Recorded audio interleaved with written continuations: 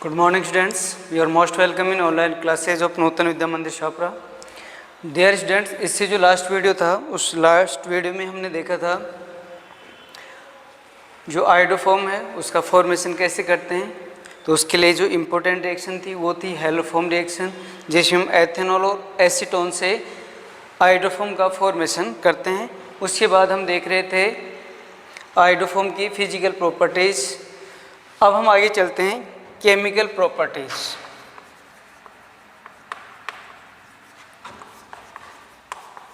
Chemical properties of CHI3, it means iodoform. CHI3 के रासायनिक गुणधर्म।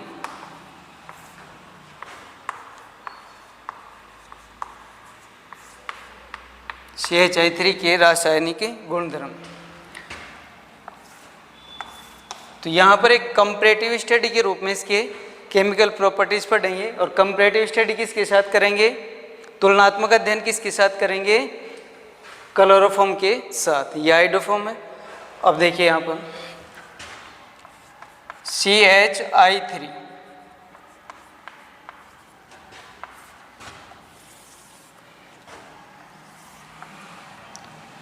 फर्स्ट इसकी जो केमिकल प्रॉपर्टीज है CHI3 का रिडक्शन।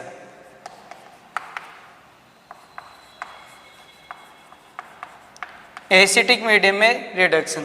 तो अब आप यहाँ पर देखिए, यदि क्लोरोफॉर्म होता है और उसका एसिटिक मीडियम में रिडक्शन करते हैं, यानी कि जिंक और HCl यदि इस रिएक्शन में पार्टिसिपेट करते हैं तो किस कंपाउंड्स का फॉर्मेशन होगा। तो वहाँ पर बन रहा था CH2I2, CH2Cl2 बन रहा था। तो यहाँ पर भी क्या बन जाएगा? CH2I2, यानी कि डाई आयोडोमीथेन बन जाएगा। डाई आयोडोमीथेन का क्या हो जाएगा? फॉर्मेशन हो जाएगा। तो फर्स्ट रिएक्शन क्या हो गई कि क्लोरोफॉर्म का रिडक्शन यदि एसिडिक मीडियम में किया जाता है तो किसका फॉर्मेशन होता है? डाई आयोडोमीथेन का फॉर्मेशन होता है। तो ये हो गया रिडक्शन। इसके बाद में हम देखते हैं हाइड्रोलाइसिस।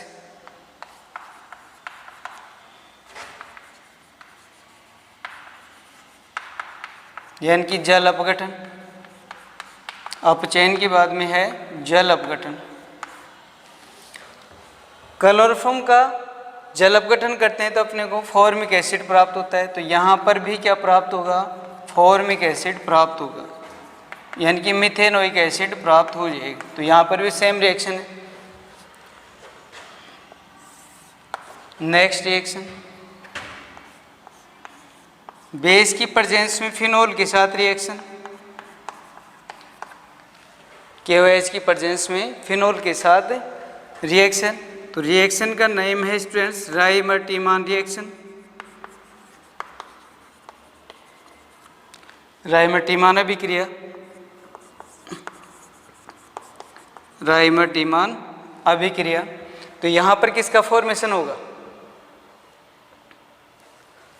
तो क्लोरोफॉर्म के साथ बनता है सैलिसिल एल्डिहाइड। तो यहाँ पर भी क्या बनेगा? सैलिसिल एल्डिहाइड बनेगा।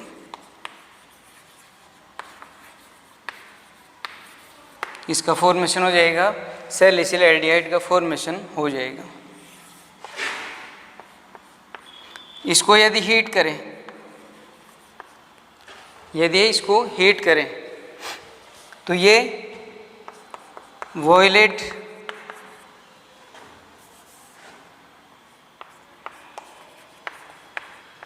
वेपर बनाता है। वॉयलेट वेपर बनाता है ऑफ आयोडीन, यानी कि आयोडीन की बैंगनी वाष्प देता है। क्यों देता है? क्योंकि जब इसको हीट करते हैं तो यहाँ से इसमें से आयोडीन मुक्त हो जाती है। क्या मुक्त हो जाती है? आयोडीन मुक्त हो जाती है। इसलिए ये बैंगनी रंग की वाष्प बनाता है आयोडीन की। तो इसका जब थर्मल डिकम्पोजिशन होता है तो वो आयोडीन में डिवाइड हो जाता है, यहाँ पर क्या प्राप्त हो जाता है, आयोडीन प्राप्त हो जाता है। Next reaction AgNO3, purity test देखा था हमने क्लोरोफॉर्म का, तो हमने देखा था कि जो क्लोरोफॉर्म है यदि इम्प्योर है तो AgNO3 के साथ AgCl का वाइट प्रिसिपिटेट बनाता है। क्लोरोफॉर्म क्या बनाता है, इम्प्योर क्लोरोफॉर्म AgNO3 के साथ AgCl का वाइट प्रिसिपिटेट बनाता है। लेकिन यहाँ पर ये इम्प्योर हो या प्योर हो, दोनों ही कंडीशन में AgI का येलो प्रिसिपिटेट बनाएगा।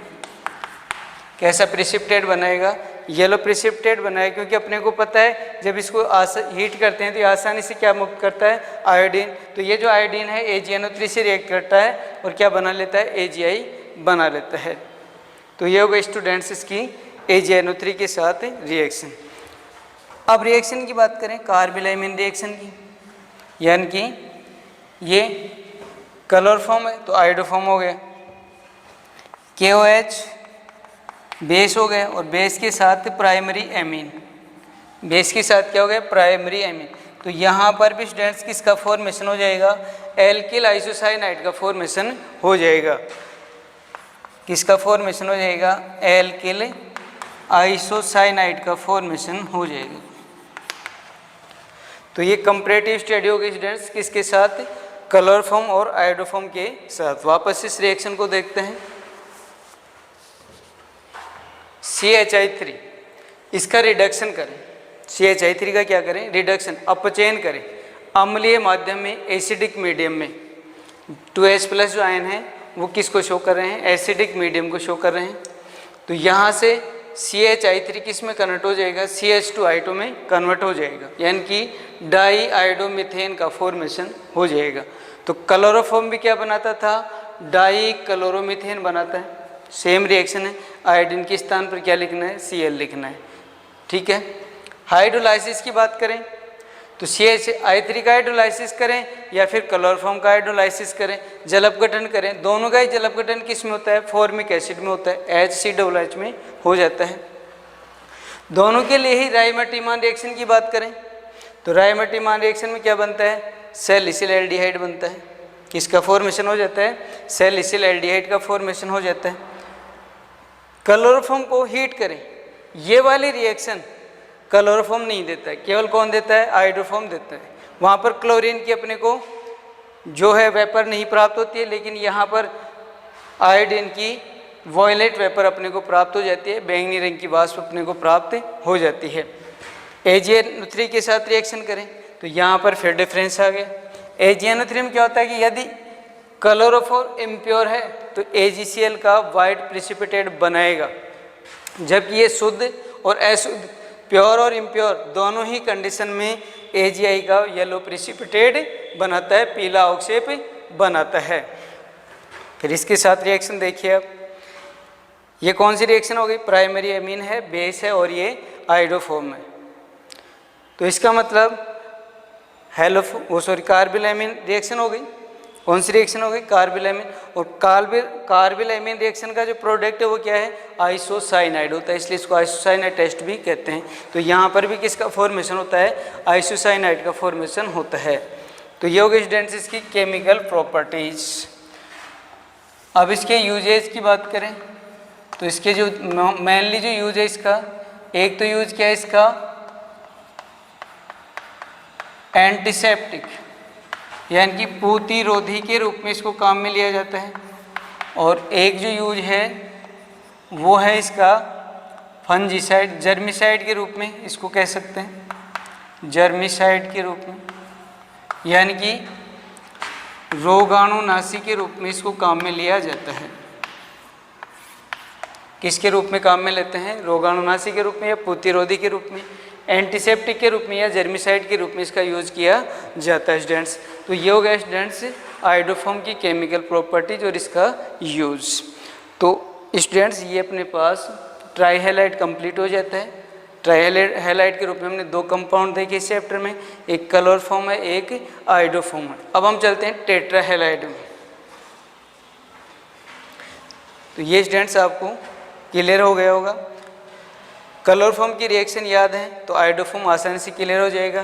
केवल आपको ये 2 रिएक्शन और एक्स्ट्रा याद करनी है, बाकी सारा क्या है सेम है, सेम प्रोडक्ट दोनों में प्राप्त होते हैं।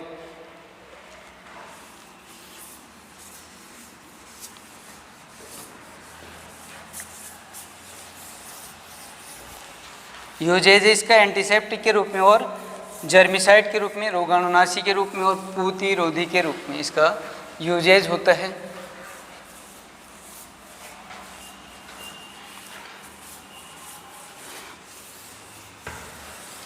अब हम चलते हैं नेक्स्ट जो हैलाइड है वो है कार्बन टेट्राक्लोराइड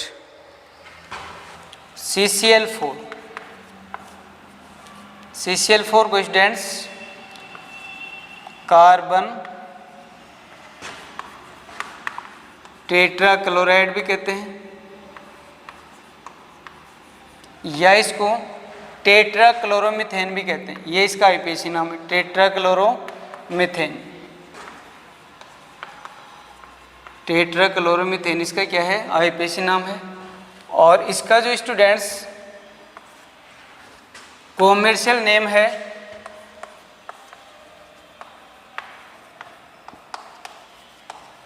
इसका जो कॉमर्शियल नेम है या कह सकते हैं व्यापारिक नाम है, ये जो इसका व्यापारिक नाम है वो है पायरीन।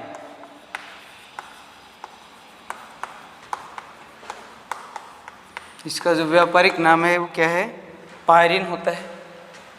अब इसका फॉर्मेशन देखते हैं स्टूडेंट्स, फॉर्मेशन कैसे किया जाता है। तो फॉर्मेशन के लिए यहाँ पर 2 मेथड्स हैं, 2 विधियाँ हैं जिनसे कि CCl4 का फॉर्मेशन करते हैं, CCl4 का निर्माण करते हैं। मेथड नंबर फर्स्ट है CHCl3 से। किससे बनाते हैं क्लोरोफॉर्म से CCl4 बनाते हैं। कैसे बनाते हैं वो देखिए आप। पहले हम ये रिएक्शन ऑलरेडी पढ़ चुके हैं, स्टडी कर चुके हैं इस रिएक्शन के बारे में। तो CHCl3 है, इसका यदि क्लोरीनेशन करें, क्लोरोफॉर्म का क्लोरीनेशन करें in presence of sunlight, in presence of sunlight में यानी कि सूर्य के प्रकाश की उपस्थिति में यदि इसका हैलोजनीकरण करते हैं तो अपने को CCl4 प्राप्त हो जाता है। तो ये अपने को पायरीन प्राप्त हो गया। क्या प्राप्त हो गया? पायरीन कह सकते हैं, कार्बन टेट्राक्लोराइड कह सकते हैं, टेट्राक्लोरोमीथेन कह सकते हैं। तो एक मेथड तो ये हो गया। दूसरा मेथड है कार्बन डाइसल्फाइड्स, CH2 से, कार्बन डाइसल्फाइड्स। तो देखिए यहाँ पर CH2 प्लस Cl2 3Cl2। तो यहाँ पर स्टूडेंट्स अपने को प्राप्त हो जाता है CCl4 plus H2Cl2, sulphuryl chloride और कार्बन टेट्राक्लोराइड यहाँ पर प्राप्त हो जाता है। यहाँ पर जो H2Cl2 अपने को प्राप्त होता है ये फिर आगे रिएक्शन करता है।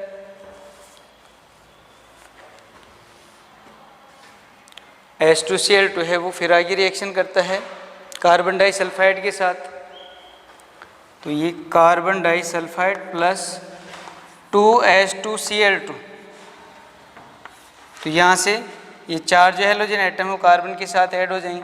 तो CCl4 और 6 सल्फर के एटम अपने को ऑब्टेन हो जाते हैं, प्राप्त हो जाते हैं। तो ये 2 मेथड हो गए, क्लोरोफॉर्म से और कार्बन डाइसल्फाइड से किसका फॉर्मेशन कर सकते हैं स्टूडेंट से CCl4 का फॉर्मेशन किया जा सकता है। ये कार्बन डाइसल्फाइड है, ये 3Cl2 है यानी कि क्लोरीन के 3 मॉलिक्यूल्स हैं। तो यहाँ से कार्बन के साथ 4 एटम जुड़ जाते हैं क्लोरीन के, तो बन गए CCl4।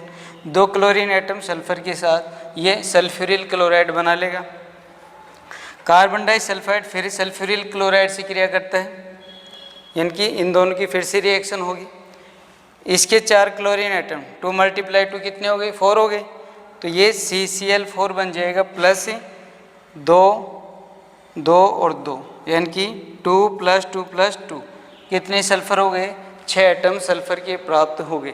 तो इस प्रकार से स्टूडेंट्स की इसका फॉर्मेशन हो जाता है, CCl4 का फॉर्मेशन हो जाता है। तो ये हो गए इसके फॉर्मेशन के मेथड। अब इसकी फिजिकल प्रॉपर्टीज़ की हम बात करते हैं। आगे हम चलते हैं, इसकी फिजिकल प्रॉपर्टीज़ की बात करते हैं।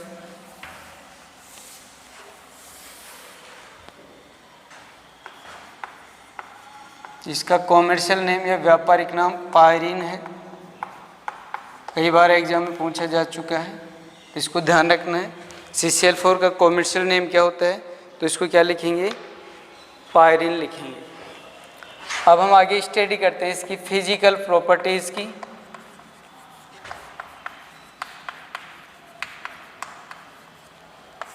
देखो फिजिकल प्रॉपर्टीज़ में सबसे पहले स्टार्ट करते हैं फिजिकल स्टेट से। फिजिकल स्टेट से हम यहाँ पर देख रहे हैं, यानी कि भौतिक अवस्था की हम बात करते हैं। तो भौतिक अवस्था इसकी कैसे स्टूडेंट्स, लिक्विड है, द्रव है। किस फॉर्म में है ये, द्रव है, लिक्विड फॉर्म में है, लिक्विड स्टेट में है। तो इसकी फिजिकल स्टेट कौन सी हो गई, लिक्विड हो गई। कलर देखें इसका, तो ये कैसा होता है, कलरलेस होता है।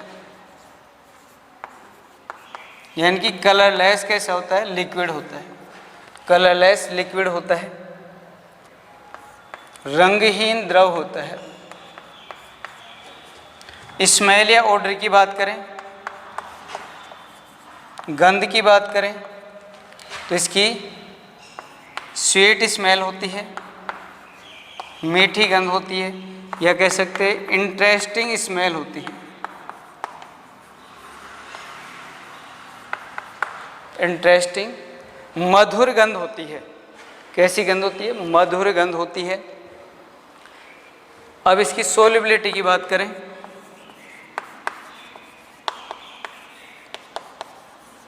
विलेयता की बात करते हैं।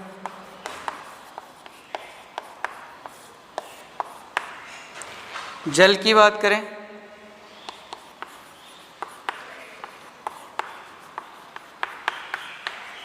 तो वाटर में क्या होता है, ये इनसोल्यूबल होता है,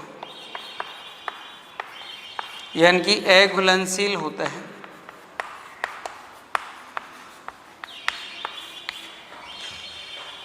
वाटर में क्या होता है, ये इनसोल्यूबल होता है।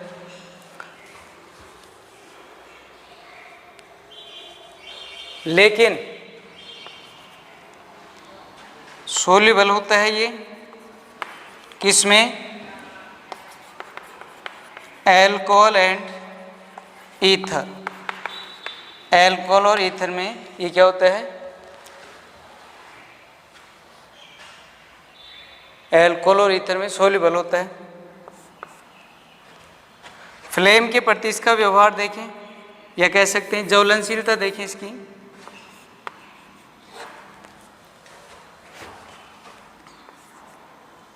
तो ये इनफ्लेमेबल होता है, इनफ्लेमेबल होता है।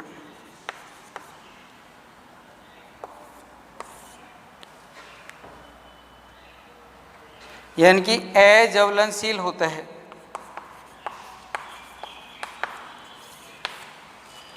इनफ्लेमेबल होता है, अज्वलनशील होता है।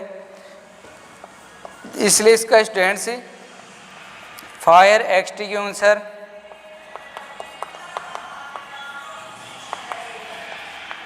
यानी कि आग बुझाने में इसको काम में लिया जाता है। यानी कि जो फायर एक्सटिंग्विशर होते हैं, आग बुझाने के जो यंत्र होते हैं, या आग बुझाने में इसका जो सॉल्वेंट है उसको यूज में लिया जाता है। तो ये हो गए स्टूडेंट्स इसकी फिजिकल प्रॉपर्टीज़। वापस एक बार फिर से इनको रिपीट करते हैं। फिजिकल प्रॉपर्टीज़ में स्टार्ट करते हैं कहाँ से, फिजिकल स्टेट से। भौतिक अवस्था कैसी है, लिक्विड है। कलर, कलरलेस है या रंगहीन है। स्मेल या गंध की बात करें तो ये स्वीट स्मेल, मिठास होती है इसकी गंध में, या कह सकते हैं मधुर गंध होती है, इंटरेस्टिंग स्मेल होती है।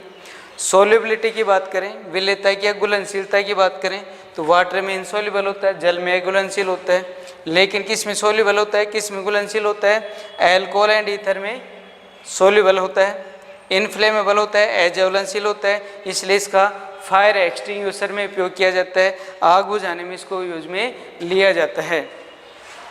तो ये होगा स्टूडेंट्स इसकी फिजिकल प्रॉपर्टीज़। अब हम आगे चलते हैं इसकी केमिकल प्रॉपर्टीज़ में। केमिकल प्रॉपर्टीज़ की हम बात करते हैं इसकी।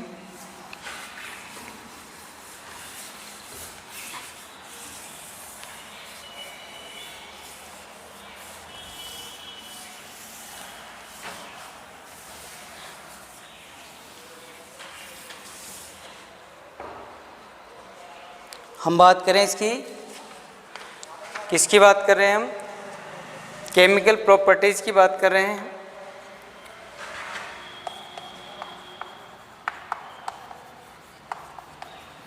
केमिकल प्रॉपर्टीज़ की हम यहाँ पर बात कर रहे हैं। किसके लिए बात कर रहे हैं? CCl4 या पायरीन के लिए बात कर रहे हैं।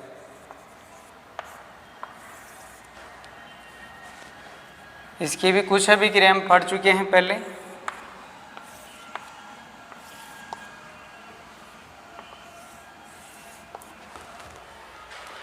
इसका हम पार्शियल रिडक्शन करते हैं, आयरन H2 के द्वारा इसका पार्शियल रिडक्शन करते हैं।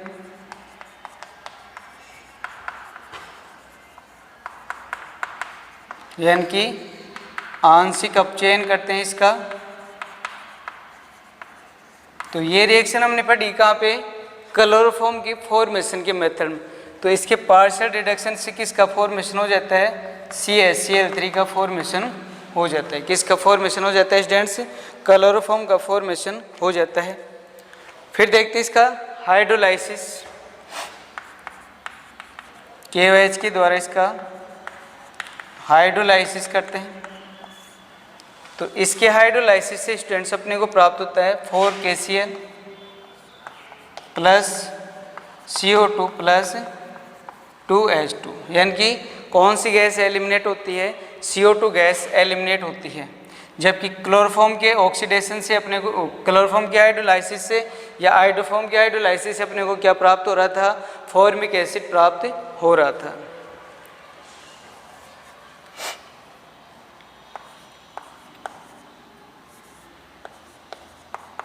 ग्रेटर देन 773 केल्विन या 775 केल्विन ताप पर इसका जो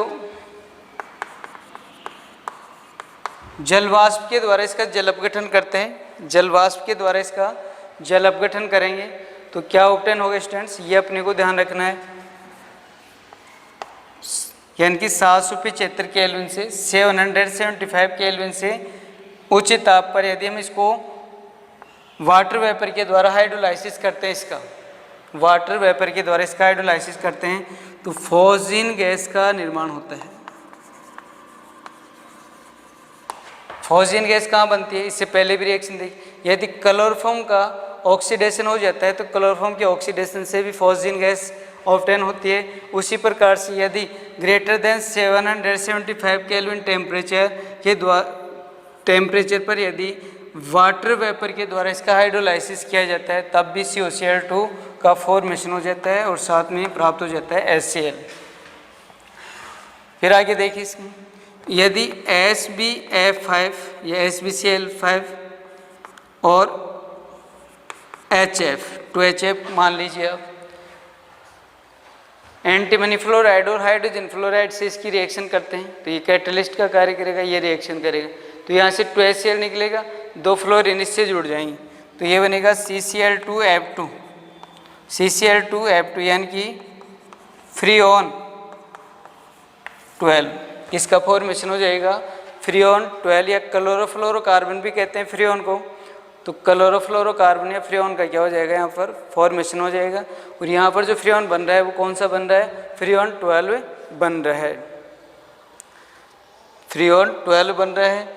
इसी प्रकार से इसकी यदि फिनोल के साथ रिएक्शन करें, फिनोल के साथ रिएक्शन करें तो यहाँ पर स्टूडेंट्स देखो यदि CaCl3 होता और रिएक्शन का नाम आपको पता है, राइमर-टीमान रिएक्शन है, राइमर-टीमान रिएक्शन है। तो इस रिएक्शन में स्टूडेंट्स यहाँ पर क्लोरोफॉर्म ले या आयोडोफॉर्म ले तब तो प्राप्त होता अपने को सैलिसिल एल्डिहाइड।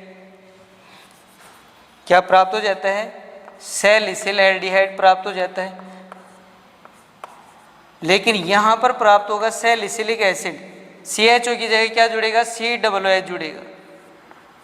तो ये कार्बोक्सिलेशन हो गया। ये रिएक्शन किस प्रकार की रिएक्शन है? कार्बोक्सिलेशन है, कार्बोक्सिलीकरण है, कार्बोक्सिलीकरण है। तो ये सैलिसिलिक एसिड का फॉर्मेशन हो जाएगा। किसका फॉर्मेशन हो गया? सैलिसिलिक एसिड का फॉर्मेशन हो गया। और इसकी एक रिएक्शन और देखते हैं, यहाँ पर एडिशन रिएक्शन है। AlCl3 की प्रेजेंस में CH के साथ इसकी रिएक्शन है। तो यहाँ पर इसका एडिशन होगा। देखो यहाँ पर इसमें से एक क्लोरीन निकलेगा, वो एक क्लोरीन इनमें से किसी एक कार्बन से जुड़ जाएगा, जैसे मान लीजिए यहाँ पर जुड़ गया। अब शेष क्या बच गया? CCl3 group. तो CHCl और CCl3, तो यहाँ पर इसका नाम हो गया 111-233 हेक्सा क्लोरोप्रोपेन। तो किसका फॉर्मेशन हो गया? 111-233 हेक्सा क्लोरोप्रोपेन का फॉर्मेशन हो जाएगा स्टूडेंट्स। तो ये एडिशन रिएक्शन हो गई। वापस रिपीट करते हैं रिएक्शन को। CCl4 की कार्बन टेट्राक्लोराइड की रिएक्शन हम पढ़ रहे हैं यहाँ पर। तो इसका पहले पार्शियल रिडक्शन करते हैं। तो CCl4 का यदि पार्शियल रिडक्शन करते हैं, आंशिक अपचयन करते हैं, तो इसके पार्शियल रिडक्शन से अपने को CHCl3 यानी कि क्लोरोफॉर्म का फॉर्मेशन हो जाता है। तो ये अपने को ध्यान रखना है, पायरीन के पार्शियल रिडक्शन से क्या फॉर्मेशन होता है? CHCl3 का फॉर्मेशन होता है। KOH के द्वारा यदि इसका हाइड्रोलाइसिस करते हैं तो कौन सी गैस एलिमिनेट होती है? CO2 गैस एलिमिनेट होती है। यदि इसका पायरोलाइसिस करते हैं या कह सकते हैं इसको हाइड्रोलाइसिस करते हैं एट 775 टेम्परेचर से ग्रेटर टेम्परेचर पर, अधिक ताप पर इसको गर्म करते हैं, तो अपने को कौन सी गैस प्राप्त होती है? COCl2 कार्बोनिल क्लोराइड गैस प्राप्त होती है, जो कि एक प्रकार की टॉक्सिक नेचर रखती है, विषैली गैस होती है। इसको फोजिन कहते हैं। SBF5 के द्वारा और HF के द्वारा यदि इसकी रिएक्शन करते हैं, ये कैटलिस्ट का कार्य करता है। यहाँ पर ये इससे रिएक्शन करेगा 2Cl 2 हाइड्रोजन, तो 2HCl निकल जाएगा। 2 क्लोरीन किसके स्थान पे? 2 क्लोरीन के स्थान पे क्या आ जाएगा? फ्लोरीन आ जाएगा। तो ये बन जाएगा क्लोरोफ्लोरोकार्बन, क्लोरोफ्लोरोकार्बन, यानी कि इसको फ्रेऑन भी कहते हैं। और ये जो फ्रेऑन बना, कौन सा फ्रेऑन बना? फ्रेऑन 12 का फॉर्मेशन होता है। फिर राइमर-टीमान रिएक्शन देखते हैं। तो राइमर-टीमान रिएक्शन किसकी रिएक्शन है? फिनॉल की रिएक्शन है। बेस की प्रेजेंस में CHCl3 लेते हैं तो सैलिसिल एल्डिहाइड बनता है, लेकिन CCl4 लेंगे तो कार्बोक्सिलिक एसिड जुड़ेगा। तो ये कार्बोक्सिलेशन रिएक्शन हो गई, कार्बोक्सिलीकरण अभिक्रिया हो गई, और जो प्रोडक्ट बना वो कौन सा बना? सैलिसिलिक एसिड बना। इसके बाद हम देखते हैं एडिशन रिएक्शन। तो एडिशन रिएक्शन में देखो, ये जो CCl4 है ये Cl पॉजिटिव और CCl3 नेगेटिव में डिवाइड होता है। तो ये वाला पार्ट इनमें से किसी एक कार्बन जैसे यहाँ पर ऐड होता है, तो सेकंड वाला पार्ट यहाँ पर ऐड हो जाएगा। तो इस प्रकार से क्या प्राप्त हो जाएगा? 111-233 हेक्सा क्लोरोप्रोपेन का फॉर्मेशन हो जाएगा। तो ये हो गए स्टूडेंट्स इसकी केमिकल प्रॉपर्टीज। अब इसके यूजेज देखिए आप।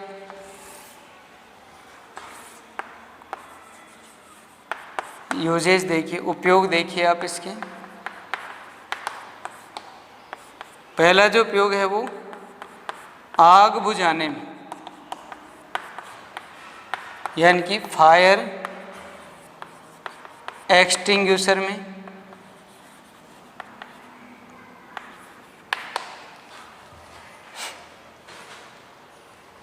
आग बुझाने में। निर्जल धुलाई में, निर्जल धुलाई में, निर्जल धुलाई में यानी कि ड्राई क्लीन में, ड्राई क्लीन में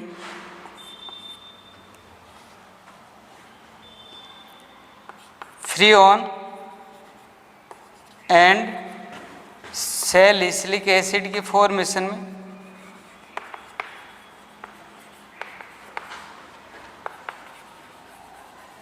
फ्रीऑन एंड सैलिसिलिक एसिड के फॉर्मेशन में इसका यूज किया जाता है। इंसेक्टिसाइड के रूप में यानी कि कीटनाशी के रूप में, इंसेक्टिसाइड के रूप में, कीटनाशी के रूप में भी इसका यूज करते हैं स्टूडेंट्स। और इसको प्रयोगशाला में यानी कि लेबोरेटरी में भी यूज करते हैं। तो इसको लेबोरेटरी या लेबोरेटरी रीजेंट के रूप में या कह सकते हैं सॉल्वेंट के रूप में भी इसको काम में लिया जाता है, सॉल्वेंट के रूप में भी इसको यूज में लिया जाता है। तो ये हो गए स्टूडेंट्स इसके यूजेस, इसके उपयोग देखिए। आग बुझाने में, फायर एक्सटिंग्विशर में, निर्जल धुलाई में, ड्राई क्लीन में, फ्रीऑन एंड सैलिसिलिक एसिड के फॉर्मेशन में, फ्रीऑन एंड सैलिसिलिक एसिड के फॉर्मेशन में, इंसेक्टिसाइड यानी कि कीटाणुनाशी के रूप में और या कीटनाशी के रूप में, या लेबोरेटरी रीजेंट के रूप में, प्रयोगशाला अभिकर्मक के रूप में, और सॉल्वेंट के रूप में भी इसको यूज में लिया जाता है। तो इसी के साथ स्टूडेंट्स अपने जो एलिफेटिक जो हेलोएरिन है वो क्या होते हैं, हेलो एल्केन जो होते हैं वो क्या होते हैं, कंप्लीट होते हैं। अब इसके बाद हम नेक्स्ट आगे चलते हैं हेलोएरिन में। तो नेक्स्ट स्टार्ट करेंगे हम हेलोएरिन में।